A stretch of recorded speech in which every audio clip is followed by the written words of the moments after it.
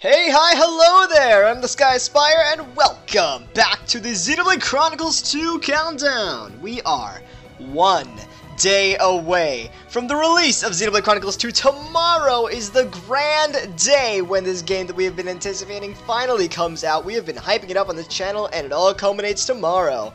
Look forward to tomorrow when we're going to be doing an unboxing of the special edition and a live stream of the game. But anyways, today, and keep in mind, before we begin talking about the topic of this video, keep in mind, I am hyped for this game. I can't wait for this game. Today's topic, however, is going to be a little bit more negative / controversial than the other topics. I thought this would be a fitting topic to end on, though, because this is by far the most asked question that I got when I was talking about this game on my channel.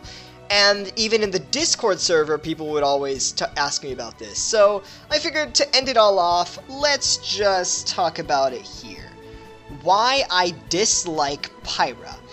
Don't worry, this video is going to end off on a good note. There's no fun in ending off on a bad note. So we're going to end off good, but this is a serious issue that I've always had with the game. And I'm not alone on this, but I'm pretty sure I'm in the minority. So let's start things off slowly.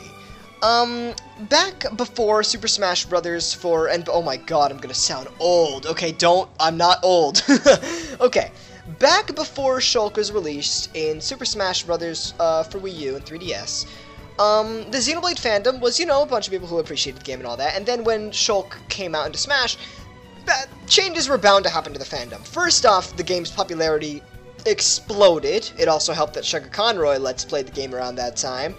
But the explosion in popularity did cause, like, you know, new memes to be added to the fandom. Freaking, I'm really feeling it. Now it's Shulk time, which, one, they aren't that good memes. Two, they're like solely created from Smash. So, hey.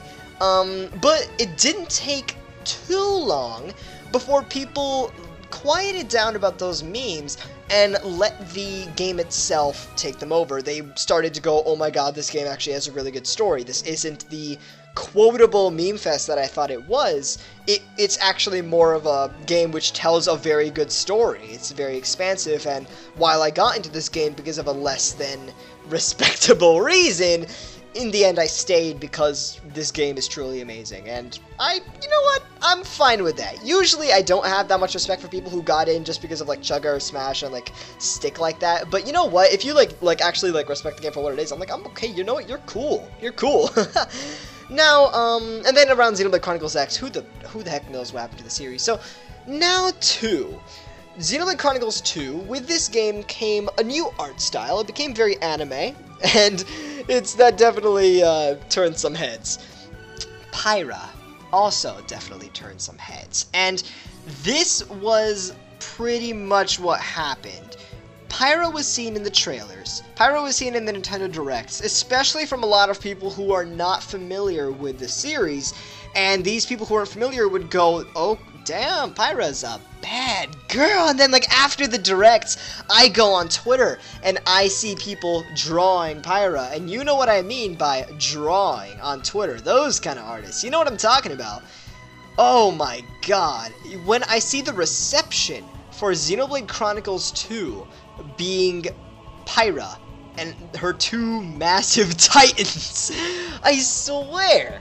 A lot of the hype on this channel has been, you know, it's been based around the exploration of the game and how grand and expansive it is, and that is, in the end, what the game is. But knowing that the reputation for this game, the reputation that this game is getting from the fans, the reception, knowing that it's centered around Pyra on Twitter, knowing that it's, and the game devs aren't even helping when they design characters like Brigid and Mythra, but you know what? Mythra doesn't bother me at all. Brigid doesn't bother me at all. Some of the blades like Tokuya, they don't bother me in the slightest. Even though they, you know, Brigid is like more fans ever see than Pyra. Mythra, I don't know. That's pretty even. But anyways, Pyra is the only one that bothers me. The reason being, Pyra is the one who gives Xenoblade Chronicles 2 this reputation for being this game where Pyra is like the main focus of the trailers. And even in gameplay, you're walking around, you see these characters' backs, and you see her freaking pants or lack thereof constantly when you're playing the game. I'll watch cutscenes and her two massive titans are legitimately distracting, but it annoys me because that is the prime reception that this game is receiving. And here is, this is where I feel like I think people can start understanding where I'm coming from. I recently read up on this game. I didn't read up on this game. I heard of this game called Knights of Azure 2, okay? Knights of Azure 2, I don't know anything about it, but I looked at some art. Yeah, I saw art of this game, and I'm like, okay, this is the sort of impression that this game gives me. This sort of impression. Okay, fine, whatever. That's probably, you know, what the game is going for. But imagine if you were a fan of the series ever since Knights of Azure 1, and it was, like, respected for, like, other reasons besides these. And then the sequel comes out, and you're like, oh, okay, they're taking the fan service to a much higher level. But also, I am just scrolling through Twitter, and I see these images, and I'm like, oh, okay, this is a game filled with bad girls, but maybe the game's not like that. It probably is. But you get my point. That's how reputation spreads, and that's what's happening with Xenoblade. Here's another analogy, which I think is a lot more relatable, and it's Fire Emblem. The Fire Emblem series had a huge gap in between the 12th game and the 13th game. There were no Fire Emblem games for quite a few years before Fire Emblem Awakening on the 3DS came and basically saved the series in a sense. It's a fantastic game. I believe it came out in 2013, and the last Fire Emblem game came out a few years before that, so it's been a while. So the return of Fire Emblem was fantastic. However, there was also a huge gap that became of that. A big gap between the fans of Awakening, and then Fates that came after it, and the fans of all the games before that, because Fates and Awakening, these games, or Waifu Emblem as a lot of people refer to them as, they don't focus on the casualties of war and the strives that these people have to go through. There are fan service characters, but there's only like one fan service character per game as far as I'm aware. Like each game has a respective fan service character. Whereas Fates, for example, has a bunch of them. Now, I got into Fire Emblem through Awakening and Fates, the new Fire Emblem games. So, I never felt that anything was missing from the series.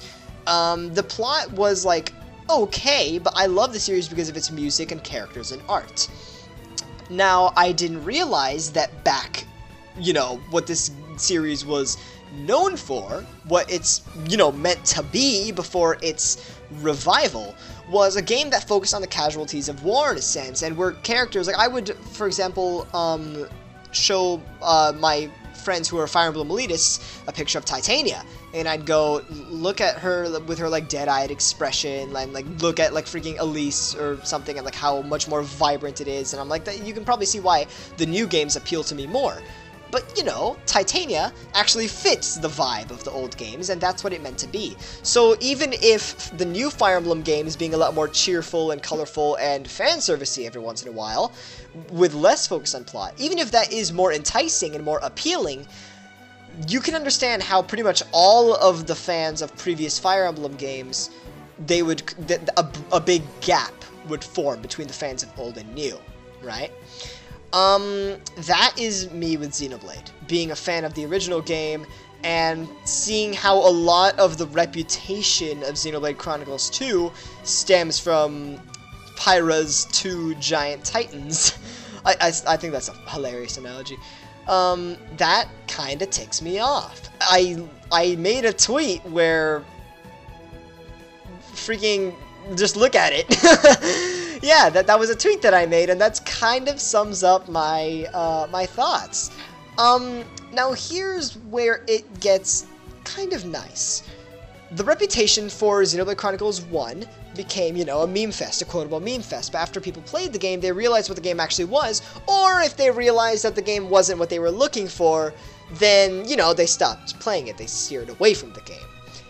That will probably happen with Xenoblade Chronicles 2, where if you came for tits, and that's not there for you, but you see the gigantic world and story, then you're either going to stick around for that, and then like the game primarily because of that, or you're just going to be steered away from it. Because that's what happened with the original.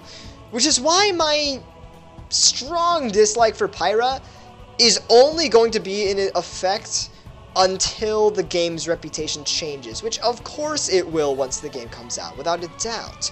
It's just we don't know in which direction, but yeah. It's interesting because the game has a huge impact, it has a huge focus on the relationship between Rex and Pyra. They play off of each other in so many interesting different ways, and they have all these funny scenes with each other, like Pyra needs to help, Rex needs to help Pyra up this ledge, but then Rex almost falls over because he's like, oh, you're so heavy! So, but then you have all the comments saying, no, she's thick. So, you see my pain! But, the fact of the matter is that the game treats Pyra like a girl, and then Rex like a boy, and it's a very boy meets a girl story, and in the end, that relationship is going to be what the game centers around, not how attractive Pyra is. Which is why her two massive titans are just such a huge contrast to what they're going for. Which is why I've been bad-mouthing the character designer, Masatsugu Saito, for so long, because it's like, that's so jarring. Earlier on, when we were mentioning Xenoblade Chronicles and the comparing and contrasting,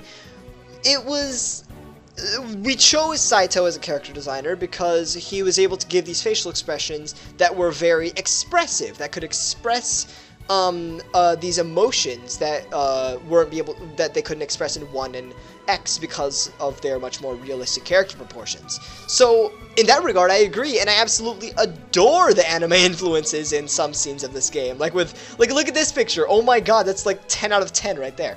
Don't tell me this is meant to be me. A remarkable likeness, to say the least. Oi, did you see something? No.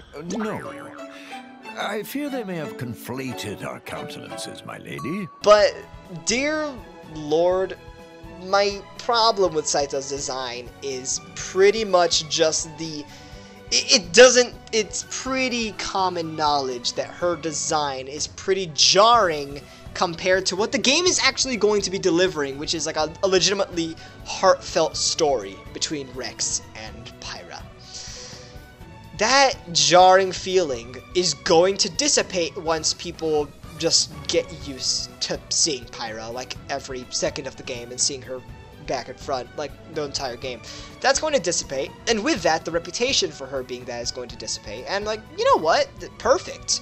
Because I don't want to hate Pyra. The only two things that I dislike about Xenoblade Chronicles 2 is Pyra's design and Rex's voice actor. And I'll get over both of those after seeing and hearing both of them so many times. For those of you who are worried about the voice acting in this game and say it's bad, fair enough, but this game does have dual audio, I believe, so you can use Japanese voice acting, but keep in mind that you do get over it. I made a video which just made fun of Rex's voice actor, but you know, like, you do get over this stuff, and like, you can say that a game has its complaints, but sometimes a game's complaints can only be considered complaints when they legitimately interfere with your experience with the game. So I probably will not consider the fan service and the voice acting a legitimate problem, because this is a game which is designed to be played for hundreds and hundreds of hours, and by that point you just will not care. Now, if there were like 30-second long loading times, on the other hand, that you don't get over that becomes a legitimate problem that you could rant about. So yeah, I really wanted to talk about that in this last episode of the Countdown. I know that this problem will completely disappear after a few months, and yeah, a lot of people, I don't know if you guys agree with me or not, and you really don't have to, because I'm probably going to change later on. All I want for you guys is to understand my point of view. Because, no worries, I'm going to be fine with it later on. It's just I want you to understand my point of view. This is why I've really been disliking Pyra for the past few months. That is pretty much the summary of it. That's the problem, some of its parts. And, oh my god. You know what? The game is going to come out literally tomorrow, December 1st. I am very excited for the game. And, oh my gosh, I'm really hoping that this game is going to be my game of the year. It is very, very exciting to know that my favorite game of all time is having a sequel, a direct sequel, not a sequel to X, on the Switch, a revolutionary console, and in 2017. And I'll have the whole Christmas break to play it, and oh, it is lovely. I hope you guys are around as excited as I am. Tomorrow we're going to be doing two things related to this game, because it is the day of release. The plan is to both do an unboxing video of the Special Edition, which should be coming out tomorrow, and a live stream of the game, which is going to be just the first few hours of the game to document our experiences with it, so that's going to be very fun. And if you don't know whether or not you plan to buy Xenoblade Chronicles 2 or not, well, maybe the live stream will give you an idea. So, yeah. Hope you guys enjoyed these countdown videos. It really is just to capitalize on the hype. You know that we love delivering that hype. Tomorrow it all culminates. Oh man. Alright, make sure as always to like, comment, and subscribe for more on Xenoblade. I'm the SkySpyer, and until then.